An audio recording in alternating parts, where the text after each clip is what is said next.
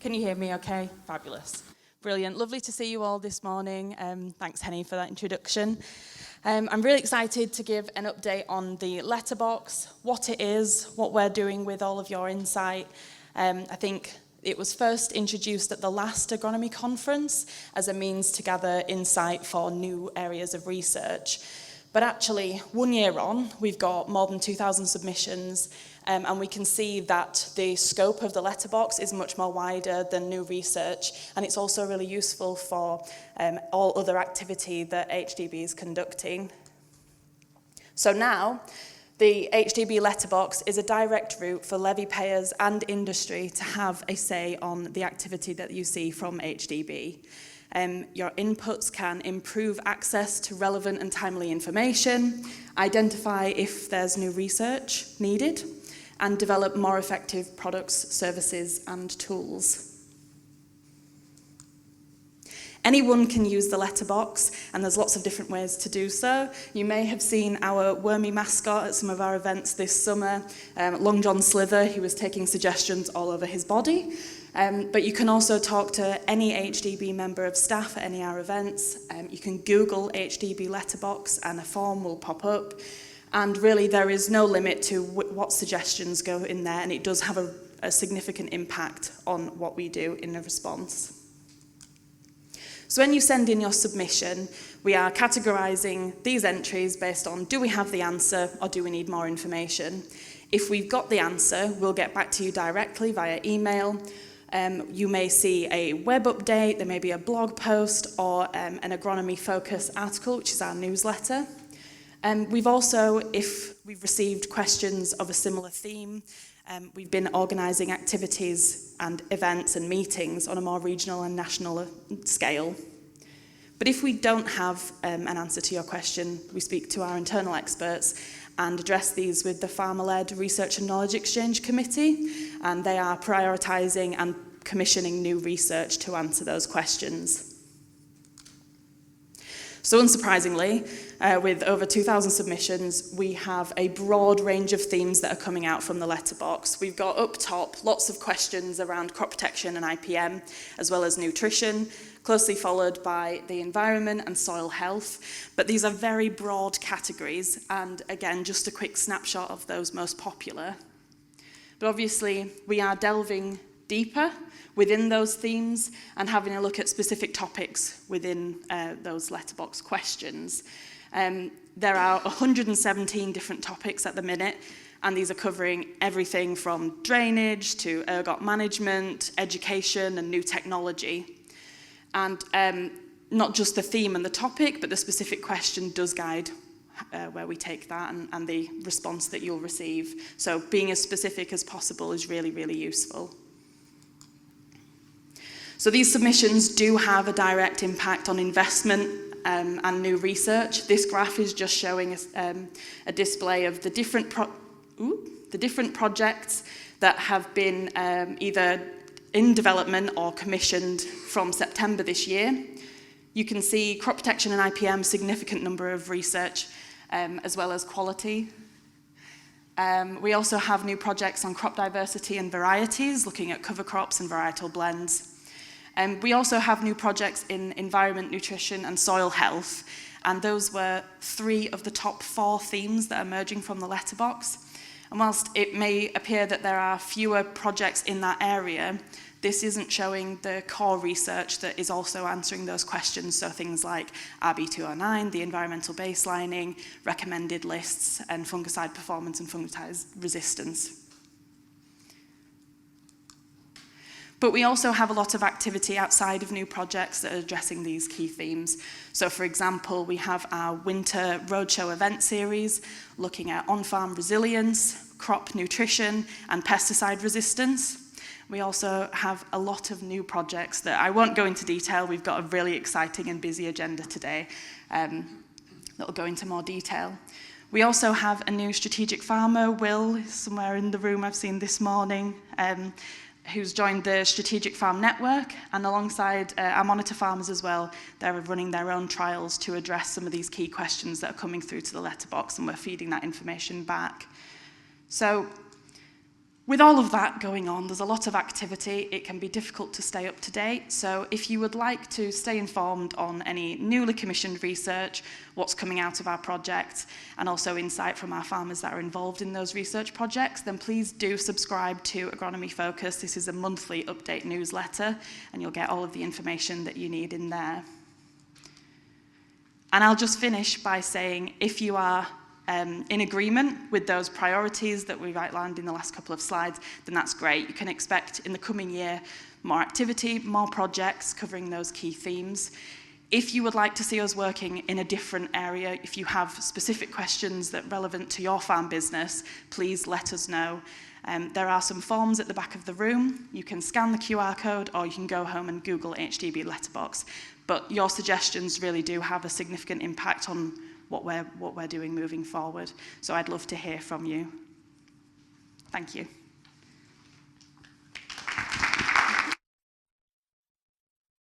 Thank you, Henny. I've only got 15 minutes, so I'm not going to talk about the new varieties. I'm sure you've seen those already. I want to cover a couple of topics, things that don't really get into the booklet. I want to say something about yellow rust, the breakdown of the YR15 resistance and whether we could have predicted it, and a little bit about winter wheat vernalisation and whether we need to think a little bit more about that. So first of all, yellow rust and YR15 breakdown. It's been the story of the summer, I guess. I'm not going to say too much about the actual, not too much about the actual YR15 itself. Charlotte's going to do that in a lot of detail later on. What I will say is, yes, it did break down in a single season, but actually it's provided some very robust control of yellow rust over around 30 years, both at adult and young plant stage. It has been a very robust resistance, but it did break down in a single season, and the question is, could we have predicted this? So we do have a system which is supposed to predict breakdowns in rust, both yellow and brown rust in wheat. We brought this in about 4 years ago now. We call them the watch lists, and they're designed to give an early warning of a breakdown in rust resistance, say both in brown and yellow rust. And basically they work by looking at the 3 trials where in a season where a variety has performed worse than you'd expect relative to the other varieties. And we use those worst 3 trials, we call them, to calculate the watch list. So how did it do in predicting the collapse of the YR15 resistance? I realise that this screen is not brilliant for seeing the detail, but if you haven't seen the yellow rust watch list before, the way it basically works is we use those 3 worst trials to order the varieties, and the point doesn't seem to work on this screen. Basically from the top, you see the varieties at the top, they're called the high resistance ones, and the bottom we've got low resistance ones. So we put them in order, and then we put the RL disease ratings on alongside them. So you've got the varieties at the top are 8s and 9s. Right down at the bottom, you've got Insta, Skyfall, and Zayat with 3s. And what you're looking for on that list is varieties that look out of place. So what I've highlighted there, Solitaire and Scope, you can see they're right down the bottom. They've got Solitaire has an 8 for a yellow rust, and Scope had a 7, but they're down amongst the 5s and the 6s. So that highlights that those varieties were performing unusually poorly at some sites. And indeed, when the new ratings came out in July, Solitaire dropped 2 places and Scope had dropped 3 places. So that did seem to show that those varieties had been highlighted as a potential problem. But of course, the ones that's really had a problem with, the YR15 ones, up at the top there are highlighted, big falls, 4s and 5s, but on the watch list, they didn't appear to be any risk from those varieties at all. They looked like they were stable. So the question is, what went wrong? Well, there's a number of different things that might have happened. Simply that the method doesn't work. It can't detect new races, particularly if they come in late in the season, because we average over the season. But actually, we don't average over the season. We look at individual assessments. We get several assessments from each trial. So we don't think that was an issue. It could be that the interpretation was wrong. trials with odd yellow rust were thrown out. We do sometimes throw data out if it looks strange, because we know we get sowing mistakes in trials, we get assessments that aren't done properly. So if a trial looks very odd, like things like the controls don't behave as you expect them to, we will sometimes throw that data out. So was that what happened? We don't think so. Or was it the case that the new yellow rust simply wasn't there in 2024? It either arrived after the crop was senesced, or it arrived so late it wasn't able to produce an epidemic. Well, we're fairly confident the method works. If you've been to one of these presentations in recent years, you might have seen this chart. What it shows is, again, on the horizontal axis, we've got order on the watch list. So on the left-hand side, we've got the most resistant varieties, those ones at the top. And on the right-hand side, we've got the least resistant ones, those ones at the bottom of the watch list. And what we see then is a change in rating from one year to the next. And the ones at the least resistant end, some of those did fall, their ratings did fall from one year to the next. The ones at the most resistant end didn't. So we know it can work. So what actually happened? Quite a lot on this slide, and I realise that it's not easy to read on this screen, but this is the epicenter of the new YR15 resistance that appeared in beginning of 2025. And this is data from July 2024, from the last assessment at each of these sites. And the site that's ringed just south of Sunderland is the first RL trial where we picked up the new YR15 resistance in the spring of 2025. And on the chart, what I've got there is a couple of varieties that expect to get yellow rust, Skyfall and Gleam, Scope and Solitaire, which the watch list had said were vulnerable, and then all those other varieties where we've seen these big falls. And it's percentage yellow rust at each of those sites in the last assessment. So looking at that one down the bottom left-hand corner, the Sunderland site, Scope and Solitaire had picked up, there was yellow rust in Skyfall and a little bit in Dawson, but nothing in any of the others. Moving down the road to Croft-on-Tees, the chart in the middle at the bottom, hardly any yellow rust there at all, none on those varieties where we've had the big falls. If we go up to Scottish Borders, on this chart down here, hardly any yellow rust at all, some in Skyfall and some in Gleam. If you go to the Berwick site, which is the chart right in the very middle, that is a second RL trial where we picked up the breakdown of YR15. Yes, there's yellow rust in Skyfall and Gleam, Solitaire and Scope, a little bit in Blackstone, but nothing in any of the others. And then if we go further up around Edinburgh, this chart here, hardly any yellow rust. The one on the top right-hand corner, there is a tiny bit in Typhoon, a tiny bit in Beowulf, and a tiny bit in Blackstone. Really nothing much to speak of. And then the one at the top, up near Galashiels, a tiny bit in Typhoon, but otherwise, none of those those varieties where we saw those big falls had much yellow rust. And actually, Mayflower and Champion, the ones that had the biggest falls in yellow rust, there was no trace of yellow rust in any of these sites at the end of July 2024. So basically, it just came in really late, and we didn't pick it up because it wasn't there. So, watch lists, are they useful or are they a complete waste of time? Well, it is a new method. It's quite a novel when we brought it in. We are looking again at the methods used to create the list to see if we can make them better.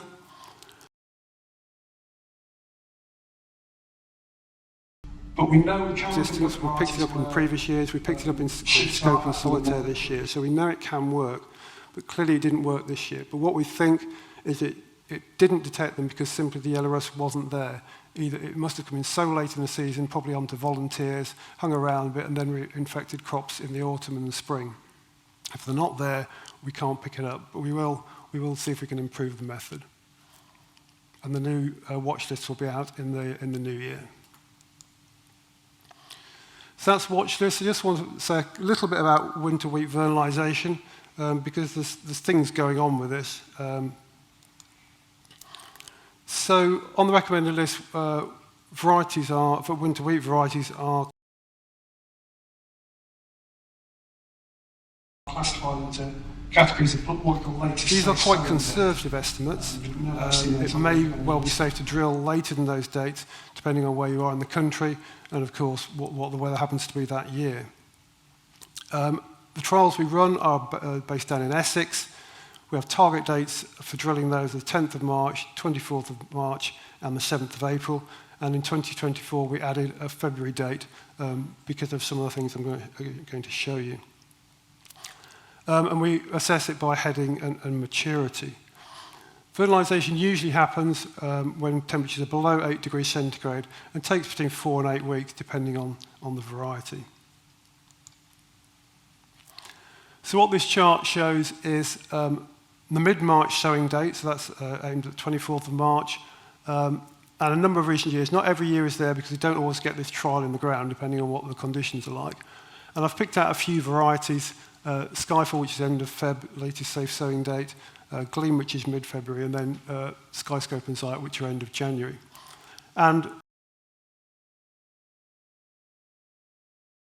what it is heading on the low down scale, the worst issue. So looking at 2019, Skyfall, complete, no problems at all, complete vernalisation. The other varieties, just a little bit off. As we run across the years, 2020, 2022, again, Skyfall is completely vernalised. The other varieties dropping off a little bit. There was a bit of a blip in 2024, and in 2025, complete failure of vernalisation for all those varieties except Skyfall.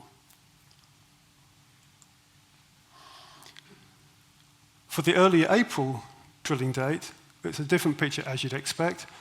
2021, 22, 23, 24, Skyfall, pretty much vernalised, a bit of a blip in 22. Bairstow, also end of February variety, not quite as fully vernalised as Skyfall, but we're getting there. The other varieties really struggling. But then in 2025, nothing vernalised at all in that April date. So Skyfall didn't, Bairstow didn't, there was no vernalisation at all in those varieties. And as you might expect, it's to do with weather. So we've got Met Office, this is temperature anomalies, so whether it's higher or lower than average. On the top, we've got March, on the bottom, we've got April, running 23 to 25 from left to right. So top left-hand corner, 2023, when we had good vernalisation for most of those varieties, a cool March, and a kind of average April. 2024, we had that blip, a warm March and a relatively warm April, and then 2025, both March and April were very warm compared to average. So, yes, latest safe sowing dates are conservative. You can probably drill later than those numbers say, like I say, depending on where you are in the country. But it's no doubt that it's becoming more of a risk drilling winter wheat late. And with the autumns we've been having recently, this autumn's been fine. We've had some very wet autumns and people have been pushed into drilling in the spring. You really need to think about whether that's appropriate, the variety you're using.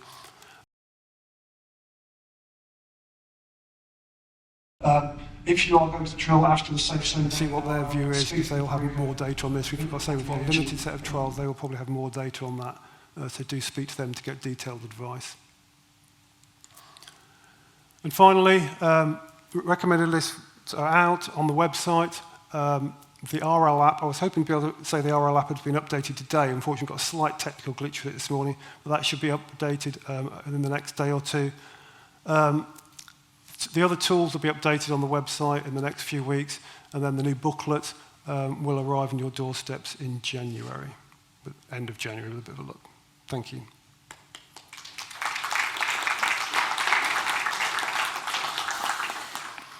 We do have time for some questions, if anyone has any questions for Paul. If you could just hang on till the mic gets to you, that would be perfect. Thank you.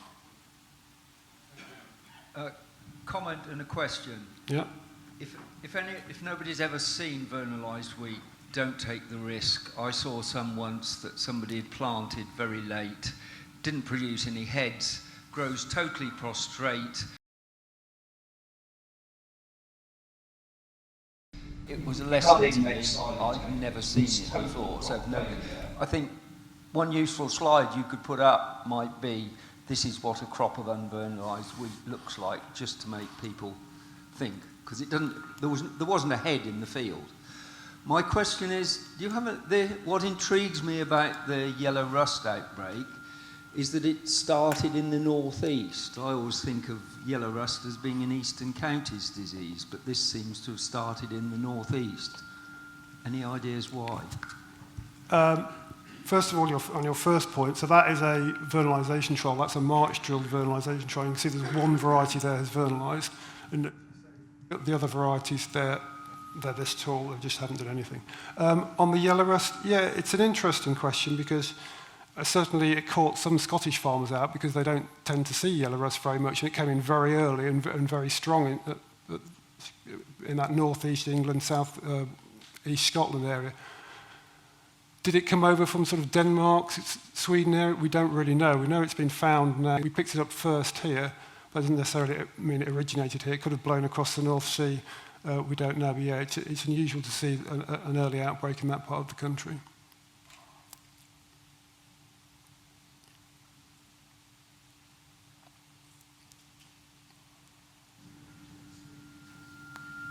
Yes, so the fertilisation thing is quite interesting. Work and stand it on its head.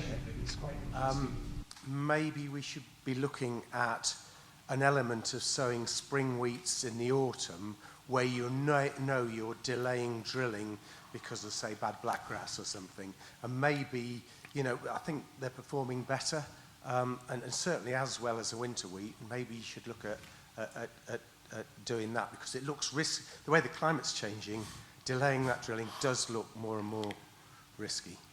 Yeah, we did used to have trials where we did that very thing, but then the feedback we got was it wasn't really much of a practice, so we stopped doing those trials. But it may be, as you say, as the climate changes, we need to start looking at that again.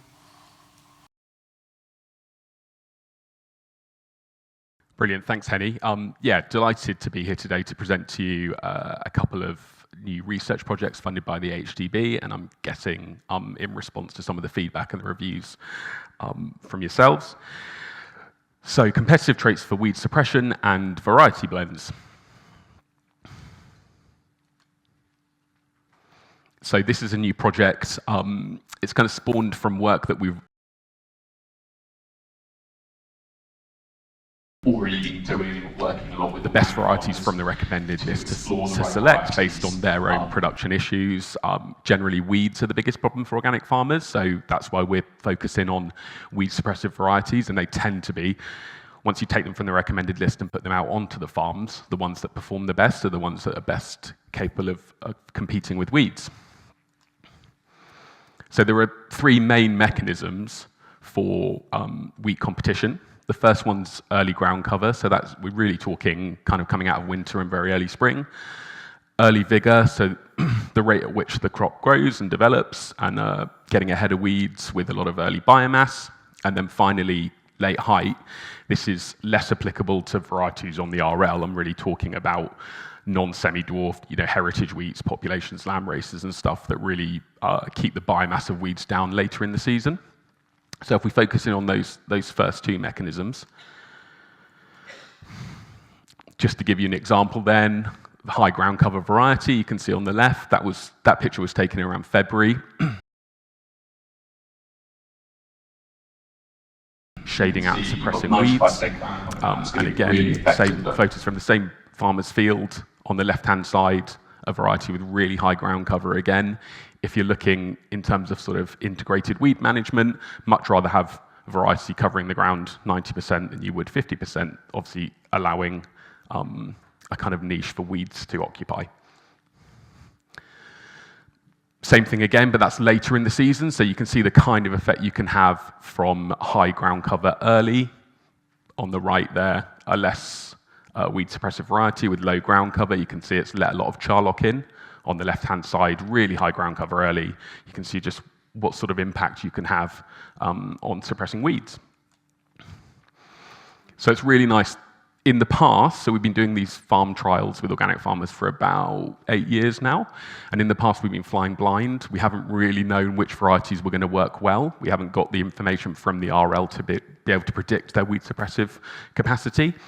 So last season, from 3 of the RL sites, the RL team have collected to select the varieties that we think are going to be able to perform really well for organic farmers and low input farmers who are trying to reduce their herbicides. And you can see the list there of the best performing. We've used Mayflower as our kind of benchmark. Unfortunately, from Paul's talk, you'll see it's kind of lost its yellow rust resistance now. But in terms of ground cover and weed suppression, it's a really good variety. But you can actually see we've got lots that are performing better than it that we can now select. So on to the next mechanism for weed suppression, high biomass. So on the right, again, if I'm looking to compete with weeds, much rather have that on the right in March than the one on the left. And again, data from the 3 RL sites this year show that we do have some varieties with decent vigor. So our benchmark again is X days. A lot of its early vigor is really to do with its development and its growth cycle. So it's quick out of the ground and fast to develop, quick to stem extension. So you can see it is one of the best, and we found it probably the most reliable variety for organic farmers to grow. But we still have some good early vigor varieties that we'll be trialing.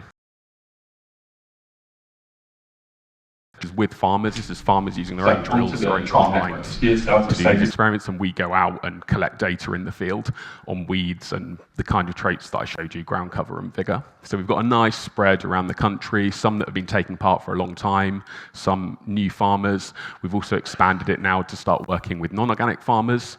Obviously there's issues there with weed resistance, climate change, sometimes making it difficult to even get on and apply your herbicide. So having that backstop of a weed suppressive variety should form a really important part of your integrated weed management. And these are the varieties on the right that we've selected to trial this season. So luckily, even though the 2 projects have only just started in the summer, so we don't have data from them, there's historic data from work that we've done before.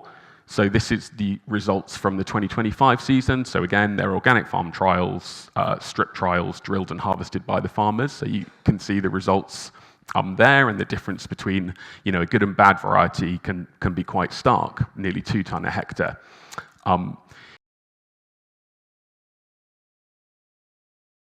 Interestingly, and the main reason for that, it's very droughty, but they tend to have quite healthy soils, quite high in organic matter, so a bit more drought tolerant, but also very few weeds germinating in the spring. And as I say, weeds are the biggest problem for organic farmers. So if you've got a low flush of weeds, actually, they had some pretty good yields last season. So this is from the past 3 years when you combine it all together.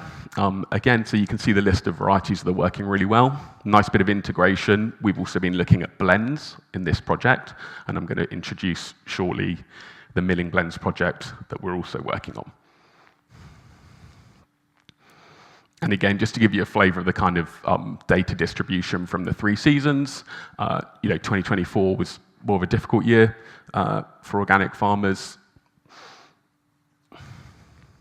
And again, just to make a point about the kind of weather that we're experiencing now. So 22-23 was kind of a mixed season. I think it was actually, generally okay. 23-24, unbelievably wet, followed by the complete opposite last year. So I think this actually again leads on to the blends project that we're working on, and what I'm going to talk about in terms of thinking about how to design blends and climate resilience of those blends. So again, you can see a kind of interaction. Basically, how a variety performs depends on the climate. I think really interestingly, as I say, X-Days has been quite a reliable variety. What it didn't enjoy was quite a wet year, 2024. Reason being, for organic farms, it's relying on kind of biological fertility, and the ground was so cold and wet in March that it reached stem extension and wanted to kick on, and the nutrients just weren't available for it, so it had a really poor year. Again, integrated with the blends project that we're doing, you can see some real stability and high performance of a blend of X-Days and Mayflower. So there are 2 weed suppressive benchmarks. So not only are they helping to suppress weeds very effectively, but X-Days is a very early variety and Mayflower is a later variety. They complement each other really well as a blend. So you've got differences in developmental speed. Again, you'll see when I talk about the next project and work with Harper Adams, they've got a PhD on this. this, what we term temporal complementarity, seems like a really good way to put blends together. And that's just showing you, again, everywhere that we had one of these group 2 blends, we obviously also had the components, and you can see pretty much on every site, the blend has outperformed the average, what you say the theoretical yield, which is the average of the individual components. So, you know, we're fairly certain for organic farmers this is a really good approach. Just to talk a bit more about that then, so in the 2-way blend, we're looking to mismatch them. We actually, so being complementary almost means not being complementary. We want them very different, and that's, you know, the best way to get resource use efficiency, and as I say, timing of development, speed of development seems a really important part of that. So you get a kind of bimodal distribution, if you like, of nutrient uptake, nitrogen, whatever it is. Again, you introduce a third one into the mix, and you've got a bit more of an overlap in terms so lots of people say, you know, the more diversity, the better. I'm not totally convinced. I think you can use this, and it depends why you're putting a blend together, and if it is about disease resistance or it's about hedging your bets against the kind of changes in the yellow rust race that we saw last year, then that probably is a good approach. But in terms of resource use efficiency, I actually think something like that can work much better. And this is sort of segueing into the next project, but the reasons to grow mixtures, I'm sure most of you are really aware now. The resilience, we're talking climate resilience, disease control, resistance breakdown, which we obviously saw last year, and weeds. Stability is the big thing, so we want consistency. Obviously, you have to test them over multiple years to know that they are, you know, stable. And efficiency, and I think this is the area that's probably lacking the research and isn't necessarily the reason that a lot of people grow them. It's all about integrated disease management, but I think resource capture is a really important part of all this. So, the next. So it's a 4-year project. We're working with Harper Adams. We've also got a milling partner, Whitworths, and a couple other partners, Breeder DSV and Wild Farmed as well, who are going to help with the sort of knowledge exchange. And obviously, a lot of their growers are using blends. So we're going to be running trials up in Shropshire with Harper, and we're going to be running trials in Essex as well. Big part of it, obviously, is not just about field performance, but mill performance. Probably the biggest bottleneck or the barrier to farmers being able to grow these is whether a mill would actually accept them or not. So that's going to form a large part of this project. And again, we're also looking at the milling blends tool. I don't know how many of you actually use this or go on, but it's a really useful tool. They use a couple of metrics to help you determine which varieties might work together, but I think it's all theoretical data. So the project we're working on is actually going to sort of grind through some of this and work out what's actually working in the field and not. These are the two metrics that they use. So the first one is work together, and then the second metric, parental diversity score, how related they are, and therefore if you want to hedge your bets against something like a change in the yellow rust population, then you want to make sure you want to max out on the parental diversity. I think there was a presentation a few years ago from a researcher at Niab who said she thought that maybe metric 2 was less important than metric 1, and I think I'd agree. But again, last year showed it's not irrelevant. And that's the kind of 10 minutes. Okay, that's the kind of output that you get from the tool. Another thing that I touched on about developmental speed and ripening date, I think lots of farmers will have designed blends in the past and matched the ripening date, but I actually think that's not necessarily the best policy. The things will ripen together even if you've got an early developing and a later developing one, and you're missing out on that kind of resource use efficiency and capture. I think if you're picking varieties with the same ripening date. Metric 1, the agronomic metric, some of the best, highest ranked ones are the ones that don't have the same ripening date. But if you're going on and selecting, I only want them to all, be a 0 or a -1 or whatever, then you might be missing out on some really good blends. So this is work that Cope Seeds with Wild Farm have carried out last season. It's probably one of the reasons that we actually were awarded the project, because we're already working in this area. So I'm just going to highlight some of the results from a trial. So this is done to the Wild Farm standard, so it's low input, 140 kilos of nitrogen, no fungicides. It will have had a pre-em herbicide though.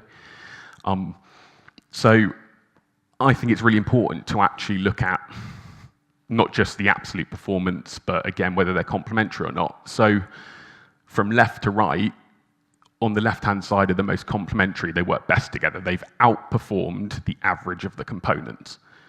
And on the right are ones that aren't working very well together, i.e. you are better off growing them individually than you were together. But as being greater than the sum of its parts was actually the worst performing in terms of its absolute yield. So you can see Crusoe, Skyfall, Zayat. Now they're all really disease susceptible. Yellow rust for Skyfall and Zayat, and then brown rust for Crusoe.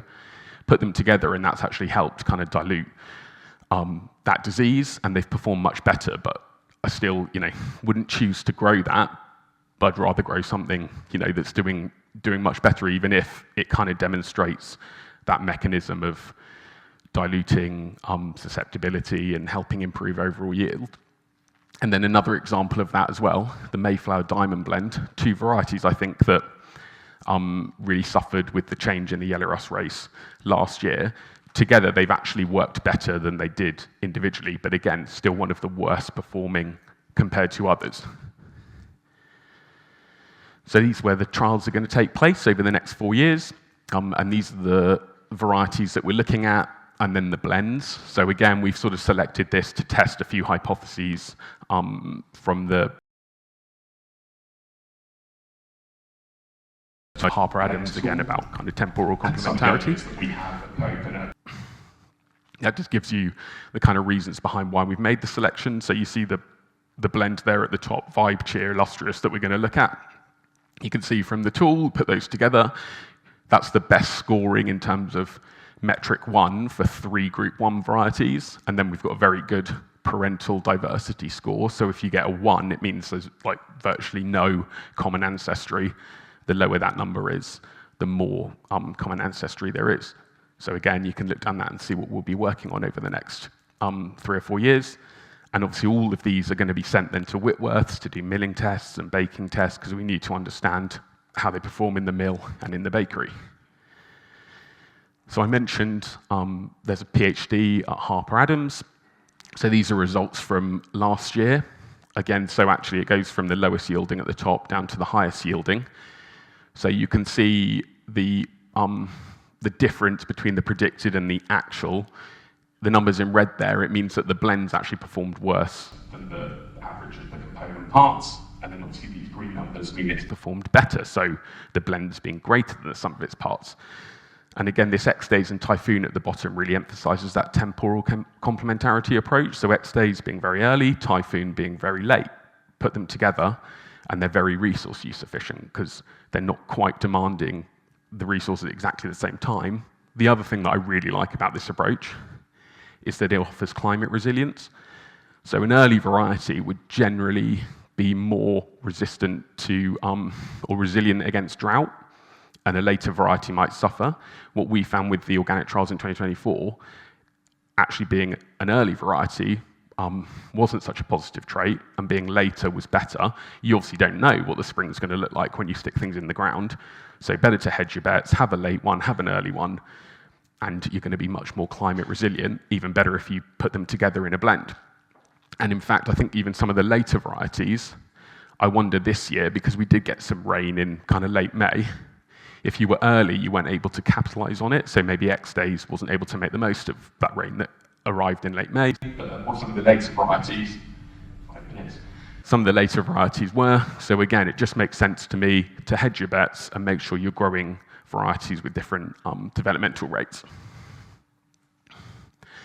Same thing again, so from our trials that we had in Essex, low input, so you can see these, again, you've got the worst yielding blend, the Crusoe Skyfall Zayat, although the best performing in terms of its relative performance and improvement over the component parts. But what we're really trying to tease out is things like the Crusoe Vibe blend. So not only is it perform really well when you put them together, but it's also actually the best performing blend compared to everything that you've grown. And those are the things that we want to tease out. So from our trials, these were the best performing blends that we found. So Nelson Cheer Crusoe and Crusoe and Vibe. So we want to keep exploring those. They were absolutely, the best performing. So you can see we've got the key metrics there of protein, spec weight, and yield. And you can see the ones that worked really well together and had a positive impact on the growth in the sum of the parts. Again, although Crusoe Skyfall Zayat did really well. Does the laser work? No. So on this graph at the bottom right, it's furthest over the left. So it's performed really well as a blend, but it's still poor in absolute terms. This is a bit messy, sorry. So if we focus on the green line running between Crusoe and Vibe, you can see, it's just an example, if you put two varieties together, you want the blend to be sort of north and east of the line, which you can see with Crusoe and Vibe, so they've performed greater than some of their parts. Similar thing where you've got Crusoe and then Nelson, already a blend of Nelson and Cheer, put those together and you get a yield nearer to the Nelson Cheer blend, but you get a protein much nearer to Crusoe. And that's the kind of complementarity that we're really trying to tease out. To give you the kind of converse example, Nelson and Vibe, two really strongly performing varieties. So Vibe was the highest yielding, Nelson the second highest yielding, but the highest protein. Put them together, if they were working really well as a blend, then the performance would sit somewhere near that yellow spot because they were performing better, again, greater than the sum of their parts. But actually, it's performed worse. So sooner grow those two on their own than together. So I think there's an assumption that all diversity is good diversity, any old blend will work well, and that's not necessarily the case. I'm not sure, 1 minute. Okay, I'm not going to do my whole England football analogy, but basically just makes the point, Kane, great player, but you wouldn't want a team of Harry Kanes. Likewise, you don't just select all your best players. It's not a good team. So we want to make sure we've got the right team, functional biodiversity. How long? Okay. So summary of the projects and the integration I mentioned. So we're doing these on-farm trials. They're about lower input. They're about integrated weed management. We're doing milling blends as well. And I think with these kind of things, we can make real incremental improvements on all the data coming from the RL. And if, growing the right blend together gives you half a ton a hectare, and growing a wheat competitive variety gives you half a ton, you start to difference, especially if you can also start looking at reducing inputs as well, because you're getting better resource use efficiency. Did I actually made time? Brilliant. Okay, yeah, thank you very much. Any questions? Out of breath. Don't need that.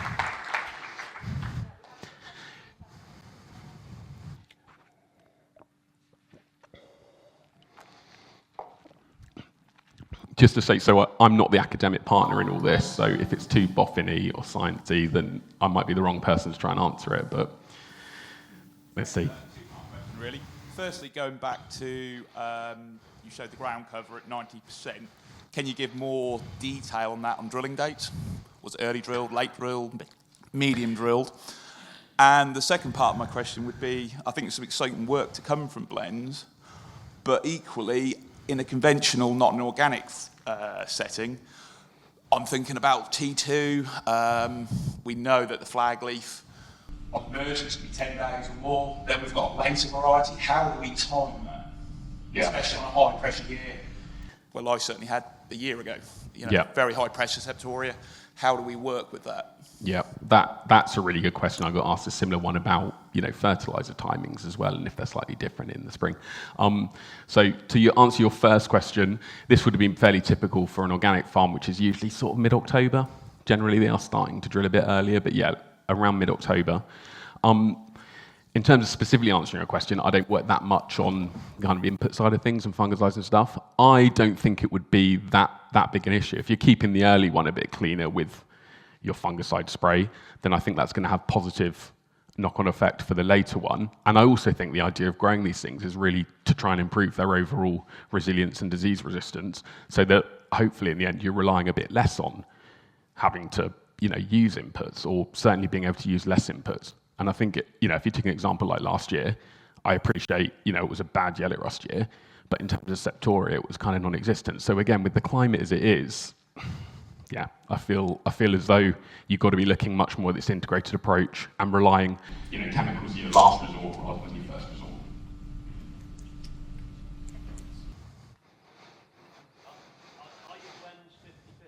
Yes, yeah, they are.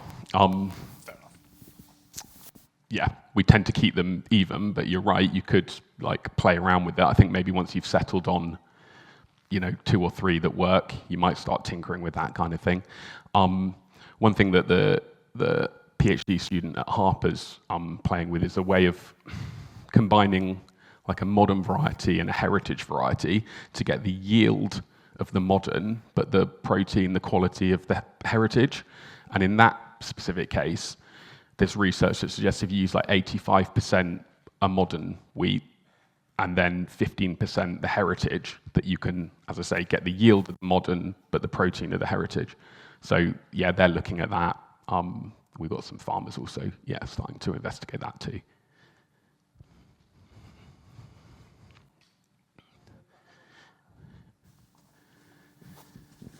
Yes, I just got that one question right, because we said plant's great idea, right?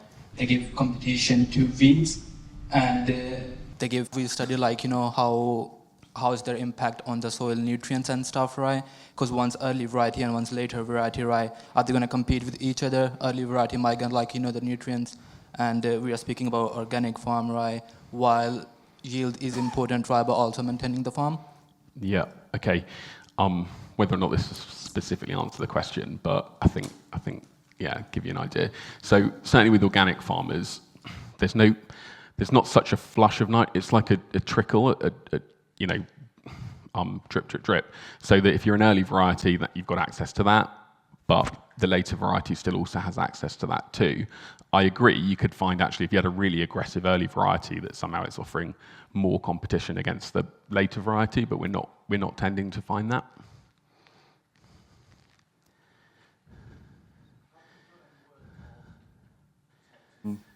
Genes in these varieties. Obviously, plant breeding, we use spreader varieties to try and get disease into a crop. We've seen the breakdown of YR15 this year. Are you worried that exposing clean varieties with dirtier varieties could potentially break down resistance genes quicker? Yeah, that is definitely a risk. I suppose I think in the example of Crusoe, Skyfall, Zayat, I mean, there's plenty of already quite disease-resistant varieties out there. I don't think I'd be choosing one that was susceptible. I don't see why you'd put Vibe and Skyfall together, personally. I mean, there may be a reason because mills really like the quality, and if they accepted those two together, fine. But I think there's more than enough varieties with strong resistance to, hopefully protect against that, offer a bit of mitigation against that. But you're right, absolutely would be a risk.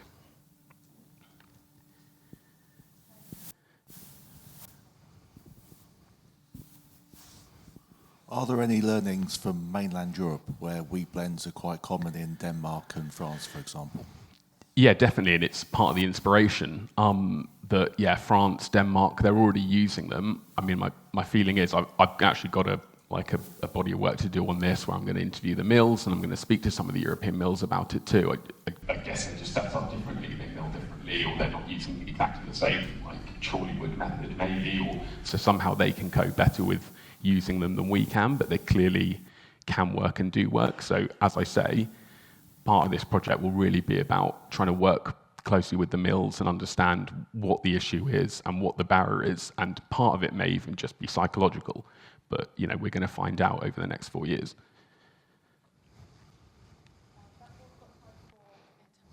Just another round of applause for Dominic. Thank you very much, Henny. I'm Charlotte Nellist from Niab, and I'm going to talk to you today about the UKCPVS project. And as we've heard a lot this morning about the breakdown of the yellow rust resistance. So hopefully I'll give you a bit more insight and a bit more information to what's happened over last season. So for those of you that don't know, the UKCPVS project was established 58 years ago, and it was agreed that the occurrence of new physiological races was of major importance and should be reported as early as possible. And this is still true today, and the survey, when it was first started, looked at many different crops and diseases, but today we focus on wheat yellow rust and wheat brown rust. And our main aim and key objectives are to provide growers with the most up-to-date information on the virulence characteristics of populations of wheat yellow rust and wheat brown rust in the UK, and to identify new pathogen races that may have adverse effect on cereal production in the UK. And we rely on samples being sent in from yourselves, from researchers, trial operators, from diverse geographical regions and from diverse wheat varieties as well. So we're really interested in varieties that are reported at that stage to have resistance to yellow rust or brown rust. And we characterise the virulence profile. So this is the collection of genes that the pathogen possesses that enable it to overcome any resistances. And we determine the resistance status of RL and candidate wheat varieties to the current yellow rust and brown rust isolates at the young plant stage for inclusion in the RL booklet. So if we rewind to spring 2025, I'm sure this is all still fresh in your minds, that there were reports of high levels of yellow rust in varieties that we weren't expecting to see any yellow rust in at the seedling stage. So we've got some pictures here that were sent in by Suzanne Horn, and this was a blend of KWS, Dorsum and Champion, and both of these were rated very high for adult plant resistance, so shown in the brackets with the RL 9 and the 8, and then the little r denotes that they were reported to have resistance at the seedling stage. And over the course of the season, we received 257 samples from over 36 varieties and candidates. And these came from 26 counties from across the UK. And as has already been mentioned, the first samples that we received came in from the northeast. And the question was raised, why the northeast? Possibly because at that point in the season, the northeast had the most conducive environment for yellow rust. I'm based in Cambridge. It was extremely dry. We hadn't had rain for a very, very long time. So it's possible that it was just that sweet spot where there was enough moisture and the temperature was perfect for yellow rust development up there in the northeast. But we did start to see that we got samples from across the UK that, so, you know, in the east where we expect it, but then also down in the southwest. And we did receive a sample from the Republic of Ireland as well. So when we received samples, we took 3 of these early season samples, and actually we did receive a sample from November 2024 on one of the first samples that we looked at. So what I will talk about, the virulence was present towards the end of the previous season, as Paul was saying. And so we have to bulk up these isolates so that we've got enough spores to work with, and then we inoculate them onto a panel of differentials. And these wheat lines are ones that we know that have particular resistances, or they're RL varieties that have reported to have strong resistance to yellow rust. And then we look at whether the yellow rust is able to cause disease or not cause disease. And I'm sorry, the resolution isn't brilliant, but what we saw was YR3, a resistance gene called YR3. We've seen isolates that are able to cause disease on this line before, and that was susceptible. YR5 was clean, and YR15, which had previously been clean in all the years that we've been testing it, all 3 isolates were able to cause disease on this line with this particular resistance gene. And we build up these virulence profiles. So this is what we're looking at, this collection of genes that each isolate is able to cause disease on, or the variety. And so 3 out of 3 early season isolates carried virulence for YR15.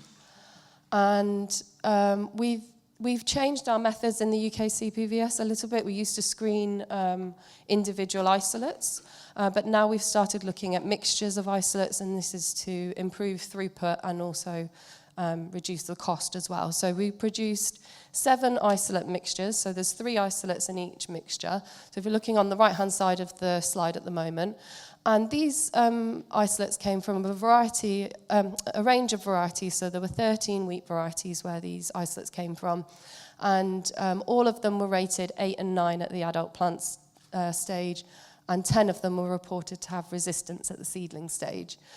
And they came from 19 different counties. So we've got the northeast, we've got the east, we've got the west, the southwest, so all across the country. And then if we're looking on the left-hand side, this is a heat map showing the average infection type. So this is how we score the plants from a scale of 0 to 4. So the isolate mixtures are shown across the top and on the left-hand side are the different varieties in our differential panel. And anything that's purple in colour was susceptible, and anything that's yellow was resistant. And what we're seeing is we've got, at the top, we've got highlighted in red is our Avocet 15. This is our YR15 variety control. And then anything with the green colour in the second column, these are the varieties that were reported to have resistance at the seedling stage. The general trend is that all the isolate mixtures were able to cause disease on all of these varieties that had reported resistance at the seedling stage. There were a few varieties at the bottom, so we've got KWS Sealum and LG Astronomer that showed resistance to these particular isolates, but they have shown susceptibility to other isolates in previous years. And then there are some other controls at the bottom. So I mentioned YR5 before, and there's a few other resistance genes that are still able to resist these particular isolates. And so we wanted to understand, was this new virulence, was this an exotic incursion? Did it come from elsewhere, or did it evolve locally? So we sent a couple of our early season isolates off to Diane Saunders at the John Innes Centre, and she ran her Marpol Diagnostics genotyping platform on these isolates. And this figure just shows that the 2 YR15 isolates that we submitted, they're written in the middle, in the pink writing, and in the sort of pale blue coloured clade, which says Europe 2011 to 2025. And within this clade, this is the genetic group that's been dominant in the UK for the past few years, and there are UK isolates in there. So what we now know is that this likely represents a locally evolved variant rather than a recent exotic incursion. But as Paul said this morning, we don't know whether that's locally within the UK or locally slightly into Europe, because as he mentioned, these isolates have also been found on the continent across the season, but the UK was the first ones to notice and report this virulence. So a little bit of background. So Paul mentioned this morning that this has been a really good resistance gene in our portfolio for a long time. So it was discovered in the 1980s, and it was introgressed into the European breeding program in the 1990s, and then has been deployed worldwide since then. And it has provided broad spectrum resistance, so against different races of yellow rust, and it was an all-stage resistance gene, so provided resistance at the seedling all the way through to the adult plant stage. There have been reports of the isolates that have been able to overcome this resistance, but they've been discrete reports. So the first one was in 2002 in Denmark, but it never spread. There was another report in 2014 in Pakistan, but again, it never spread. And if we look at the resistance gene, so there's just a simple schematic. The second one down is the YR15 gene. This is a tandem kinase immune receptor protein. And there are diagnostic markers that we're able to use to track this gene within the wheat lines. So there's markers that flank either side of the gene, and then there's also ones that are able to amplify each of the domains there. So what we did is we took both sets of diagnostic markers and we screened 95% of the RL varieties and candidates. And this is just demonstrating that we are able to discriminate between ones that do have the gene and don't have the gene. And then what we found was that the YR15 gene was present in many UK wheat varieties, and it was present in all 12 RL varieties that were resistant at the seedling stage, and that the varieties collectively that were confirmed to carry YR15 accounted for 50% of the total certified seed market in the UK for harvest 2025. That's excluding any farm seed. And approximately 40% of the candidate varieties also carried YR15. So we believe that this widespread cultivation of YR15 carrying varieties likely facilitated the emergence of the new virulent strains. So why was it last season? Because a lot of varieties out there had this resistance gene, and the pressure was so high for the pathogen to overcome this gene. What we observed as we moved into the adult plant stage is that the susceptibility continued, and some varieties clearly didn't have any other major resistance or any other minor adult plant resistance that was able to provide any protection against these isolates. And then if we look on the field scale, again, some of the varieties where there wasn't anything else in the plant that could stop these strains of yellow rust. And because of this, we saw large falls in the yellow rust resistance rating. And AHDB did brilliantly at getting this information out in August this year. And you will have seen last week the new recommended lists are available.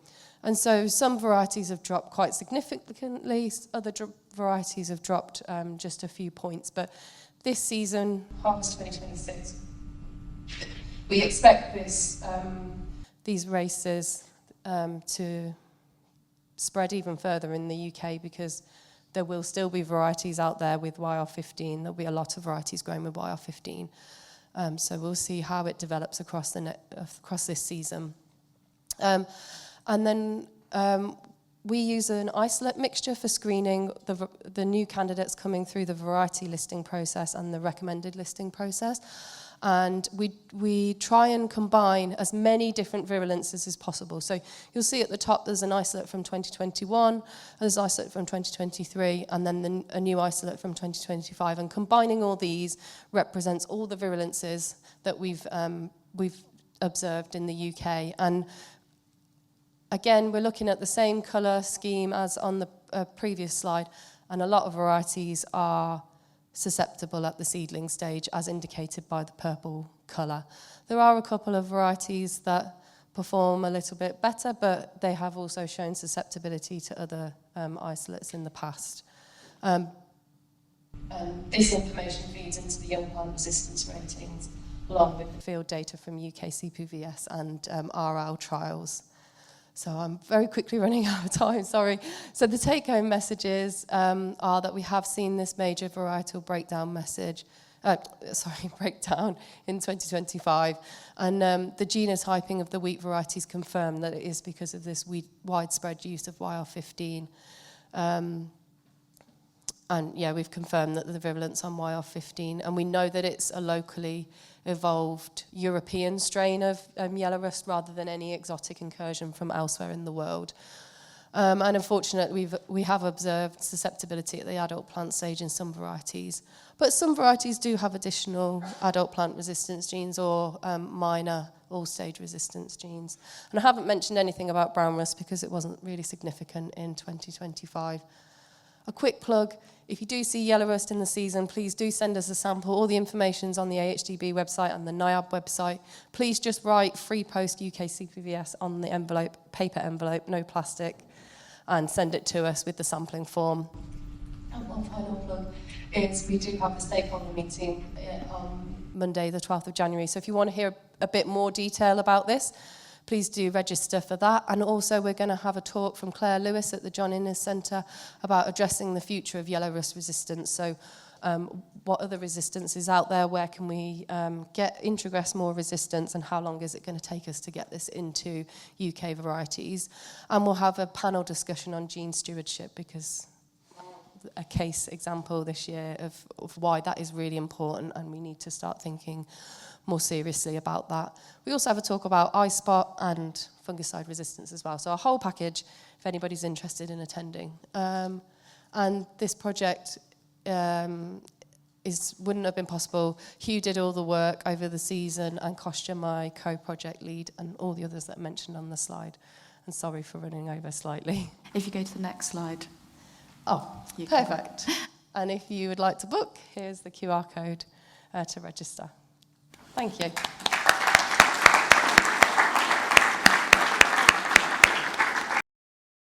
Okay, good morning, everyone.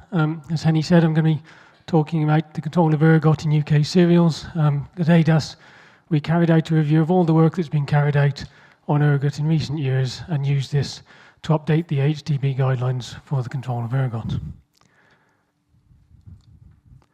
I'm sure you're familiar with ergot in the field. It's a fungal disease that affects the flowers of cereals and grasses, caused by the fungus Claviceps purpurea. And it has two distinct phases in the field. There's in the top left picture, the honeydew phase, which is quite distinctive. And then later in the infection process, the infection hardens to form this sclerotia, which forms in place of the grain. And the problem with ergot is not so much in terms of a yield penalty, it's the fact that these ergot sclerotia contain alkaloids which are toxic to both humans and livestock, so it's quite important that we control it. And you could ask, why are we talking about ergot now? It's been around for a very long time, and there's been a lot of work done on it, but there's actually been an increased prevalence of ergot in UK arable farms in recent years, and that's thought in part to be due to some of the changes in modern farming techniques, such as a reduction in ploughing, the challenges with weed control, the establishment of grass margins. All these things can help contribute. But actually that's coincided with the EU establishing some maximum thresholds for ergot alkaloid levels in processed cereal products, and these levels have been set very low compared to what we're seeing in cereal crops.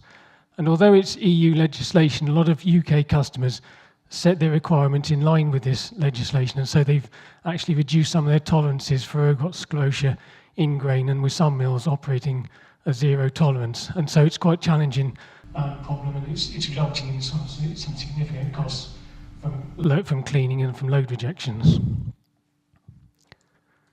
And just to illustrate that, this is from the AHDB contaminant survey, where they they've been monitoring grain samples at intake, and this is UK wheat samples, and it's ergot alkaloid contents in whole grain samples that are being accepted into mills. And two things really stand out on this slide. One is that since 2021, you'd say there's been some seasonal variation, but you'd say there's generally been an increase in ergot alkaloid levels in the last few years. And the second point that stands out is that the middle red line is actually the white flour limit in the processed product, and the lower red line set at 50 is what that's going to reduce to in 2028. So you can see the size of the problem in terms of what we're seeing in whole grain samples being accepted into mills, and those would have been samples that had no visible sclerotia, and the requirements in the flour products, which is coming. So the starting point of controlling ergot, what we did was we redrew the light ravine to control. So where can we act to try and intervene to control the pathogen? And so just to briefly go through the life cycle, if we start in the bottom left at point 1, where you've got ergot sclerotia on the soil surface from a previous harvest. These then overwinter, and in the spring and summer they'll germinate, and where we get to point 3, where you have these mushroom-like structures which germinate, and they release spores which then land on the ears of grasses and cereals. And that, after that initial infection, it grows down into the ovary, forms this hyphal mass, and then you get this honeydew phase, which contains further inoculum, and that's spread by insects and rain splash and infects further ears. So you've got a real turbocharging of the life cycle there with this secondary spread, and that can be particularly important where you've got a high grassweed pressure or if you've got grass margins nearby. Then later in the cycle, the infection hardens in the grain site and forms the ergot sclerotia, and so at that point they're either harvested with the grain or they fall to the ground, and so the cycle continues. And so what we did was we looked at that life cycle and thought, well, where can we intervene and try and break the cycle? We identified 4 key areas really. Point 1, where you've got the ergot sclerotia on the soil surface, what can we do to reduce the build-up of those ergot sclerotia and prevent them from germinating? At point 5, when we're growing a crop, how can we grow a crop that's more likely to avoid infection with ergot? With this secondary spread, how can we reduce the level of that secondary spread? And then finally, when you're in the situation where you have an ergot contaminated crop, what can you do at and post-harvest to try and limit the level of contamination that you're seeing in your grain samples? And so I'm just going to look at each of those 4 key areas in turn. And what we've tried to do for each key area, we've identified the main factors which are going to have the largest effect, and then we've also put some additional options which are going to have a smaller effect but will help as part of an integrated approach. So starting with the first point of reducing this ergot inoculum, the ergot sclerotia, the first point is rotation. If you can consider growing a non-cereal crop or lengthening your rotation, that is really going to help. And in a high-risk situation, if you could avoid a cereal crop for 2 years, that's really going to help. I realise there's many other factors that are going into consideration of planning rotations. The second point is cultivations. And I'm just going to show some work that Varieties in France carried out, because they've done some good work on looking at the effect of cultivations on the burial of ergot sclerotia. And what they did was they buried ergot, they scattered ergot sclerotia on the soil surface, and then they looked at the effects of cultivation on the soil profile, and they measured the ergot sclerotia in the top 20 centimetres at 5 centimetre increments. And what they found was if you plough in year 1, there was no great surprises, but they buried the majority of the ergot sclerotia with just 5% remaining in the top 5 centimetres. And that's important because if they're buried below 5 centimetres, the ergot sclerotia can't actually germinate. So you're effectively burying the problem. If you min-till in year 1, and this was min-till to 10 centimetres with a Lemkin tine cultivator, you can see you've got 65% of the ergot sclerotia remaining in the top 5 centimetres. So you've got a lot more inoculum that's going to be emerging from the soil in the min-till situation compared with ploughing.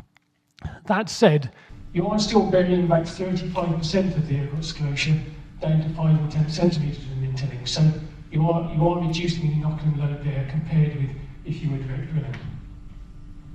But it's also important with ergot to think about the second and subsequent years and where the ergot are in the soil profile. If you've ploughed in year 1 and you follow that with min-tilling in year 2, you've buried the problem in year 1, and then in year 2, when you min-till, you keep that problem at depth where it isn't causing a problem. But what you need to avoid is ploughing again in year 2, because what you effectively do is bring the problem back up to the surface. And it's been shown that ergot sclerotia can survive for more than a year and up to possibly 3 or even more years. So it's important to think about where they are in the soil profile. If you've min-tilled in year 1, if you then plough in year 2, you've kept the problem at the surface in year 1, but in year 2 you've effectively buried it again, and you've only got 5% in the top 5 centimetres. So you can see that could also be an effective strategy where you had a break crop in year 1 and back to a cereal in year 2. The third point on reducing in the inoculum is drilling high quality clean seed. And whether that's either a case of drilling certified seed, which will have been cleaned below a maximum threshold of ergot, or if you're using home-saved seed, getting it cleaned with a colour sorter or gravity separator. So those are the 3 key points in terms of reducing the ergot inoculum. Other things, options which are going to help, use of effective seed treatments. There are currently 2 on the market which have suppression of ergot on the label, and they can be effective at reducing the germination of the ergot sclerotia or delaying the germination. Controlling weeds in non-host as well as host crops. If you have a break crop but you have weeds in it, you're not breaking that cycle of infection. So controlling the weeds in the non-host crops is equally important. Record keeping is important to know what you're dealing with, what type of situation you could be in, and where the ergot sclerotia are likely to be in the soil profile. And then finally, if you are going from a particularly high-risk situation to a field which has historically been fairly ergot-free, then cleaning cultivation equipment could bring benefit, so you're not transferring those ergots to a clean situation. Then the second area was reducing the risk of infection, so how do we grow a crop that's less likely to get infected with ergot? And the first point is selection of cereal type. So oats are the least susceptible, followed by barley, wheat, and then triticale and rye are particularly susceptible because they're more open flowering. So in a high-risk situation, it's important to try and avoid triticale and rye if you possibly can. The second point is where I get concerned you might start throwing things at me, because I realise everyone is trying to establish a uniform crop.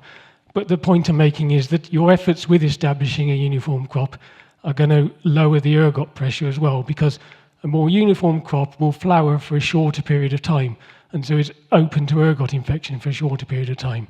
If you have a patchy thin crop with a lot of late tillers, the flowering period goes on for quite a length, and it's open to infection for a long period. And so it's just attention to detail, as you will be doing with things like an appropriate seed rate into a good seed bed at an appropriate depth. Precision drilling can help, particularly where you've got large changes in soil types across the field, controlling establishment pests and ensuring adequate crop nutrition. So anything you can do to get that crop as uniform as possible is going to help. And then the third point is varietal choice, and this is an area where we currently have limited information, but I know it's an area that AHDB are looking into. And because cereal varieties differ in the degree of openness of flowering and the length of the flowering period. So if you can grow a variety that flowers for a shorter period and has a more closed flowering habit, that's going to lower your ergot risk. And also, anecdotally, some varieties can be quite prolific late tillerers, and I realise they can be quite good for filling in areas in difficult drilling seasons, but if you have varieties that put out a lot of late tillers, again, you're spreading the flowering period and leaving the crop more open to infection. And then additional options, there's been a lot of talk about micronutrients and the control of ergot. I think what we looked into this in quite some detail, and both copper and boron, they're both quite important in pollination of the crop. So if you're deficient in either nutrient, then the flowers are more likely to open and so to pollen. So if you're in a specific site which may have a particular deficiency, there'd be a case for including copper and boron in your soil analysis, or doing grain testing just to check if there is a deficiency. The other thing is late sowings, particularly in spring crops. Late sowings can favour spring gout fly damage, which can end up in a damaged ear, which is more predisposed to ergot infection. So then reducing this secondary spread, and this is all about grasses and particularly grass weed control, because the predominant source of this secondary spread is in-field grass weeds. And what we're trying to avoid is grasses tend to flower earlier than cereals, and so they're more prone to that initial infection. And what we're trying to avoid is the grass is getting infected and producing this honeydew, and that coinciding with the cereal crop flowering. That's the perfect storm. So, as I said, the main source of this is in-field grass weeds. So it's all about the essentials, as you know, of grass weed control. So cultivation choice to manage the weed seed bank, creating stale seed beds, delaying sowing and chemical control options. Spring cropping's in there as an effective way of reducing your grass weed pressure, but it's a bit of a double-edged sword, because spring crops are actually they tend to be more open flowering, and so you've got to balance that against the benefits from weed control. As I mentioned, it's the infield grass weeds that are the predominant source of the honeydew and the infection, but also grass margins, buffer strips and beetle banks can also contribute to that reservoir of honeydew and infect particularly at field edges. So again, this is an area where information is quite limited, but if you can sow later flowering grass species that are going to flower later and not get to the honeydew phase at the point when the cereals are flowering, that would be a benefit, or grass species that have a low infectivity for cereals. We have pieced together in the review that we carried out the information that we have on that, so that is there for reference if needed. And also, if the grass areas if it is allowable to mow or top any of them before they come to head or before the honeydew is produced, that would also bring a benefit. So then the final area is when you get to harvest and you have ergot sclerotia in the cereal crop.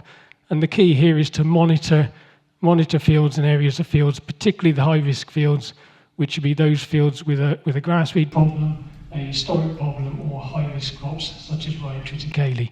And then it's a case of identifying problem fields or problem areas.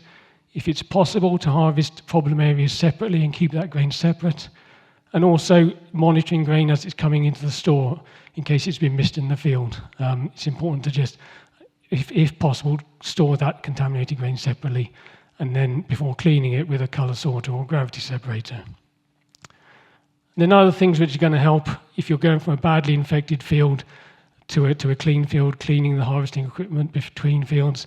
And also, when it comes to handling grain, it's been shown that the more you handle the grain, the ergot sclerotia can actually break up, and actually just the physical abrasion of the ergot sclerotia on the grain can transfer alkaloids to a clean grain sample. So if you can clean the grain as early in the process as possible and minimise handling before cleaning, that's going to be beneficial. So just to summarise, the control of ergot is very much an integrated approach of a range of factors, and it's very much a season-long approach. There's things that you can be doing throughout the growing cycle to reduce the threat of ergot. So pre-cropping, it's considerations such as rotation, crop species variety, and your cultivation and weed control strategy. And then growing the crop, it's all about getting as uniform a crop as possible that isn't compromised by weeds and has adequate nutrition. And then finally, post-cropping, it's all about identifying high-risk fields or high-risk areas, and if possible, keeping that grain separate and cleaning it as early as possible in the process. And just to say, the full list of recommendations that have been revised are on the AHDB website, where we split it into these 4 areas, as I've just gone through, and when you click on each one, you get the full list of options. And then finally, just to say that we've also, as part of this project, developed an ergot ID chart with the life cycle and control options on the one side, and then an ID chart of ergot in its various forms on the second side. And just to acknowledge those involved in the project, particularly the Ergot Working Group, which is chaired by Joe Brennan from UK Flour Millers and Christina Grens from AHDB.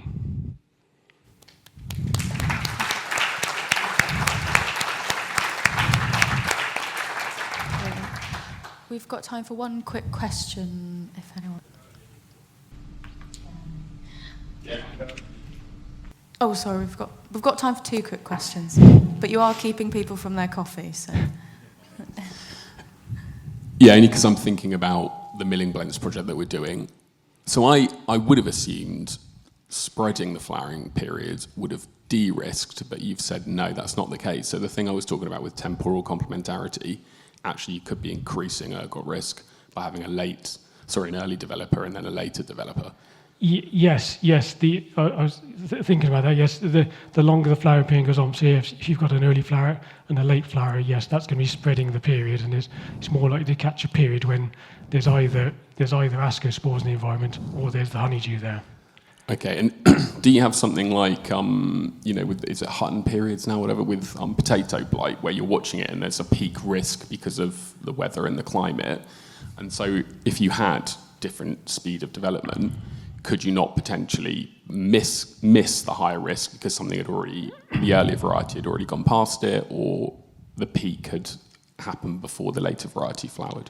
You could potentially miss it. I don't know. There currently are no sort of methods that we do have for predicting the risk, and it's an area that one thing that this project did throw up was that ergot's been around for a very long time, and there's been a lot of work done on it, but there's also a lot of knowledge gaps in areas that we need to, and monitoring and prediction is one of the sort of key areas, really.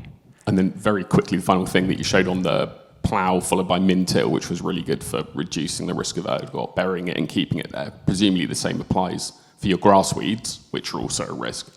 Yes. Although it will apply to grass weeds as long as they're in profile with the ergot sclerotia. If you had a bad year at the same time of each, yes, yeah. Hello, I was just wondering if there are any potential fungicides that could be applied at maybe flowering time that maybe reduce infection. There's been a lot of work. There's been a lot of work carried out over the years in fungicides, and they've often found a higher level of efficacy in the lab. The problem is in the field, getting that fungicide on at exactly the right time and getting it into the grain site where it's required to act. So there's actually currently nothing that's got it on the label in the UK currently. In America, they do have two products which I've seen some benefits with, applying one of them at a foliar emergence timing, but we currently don't have anything here.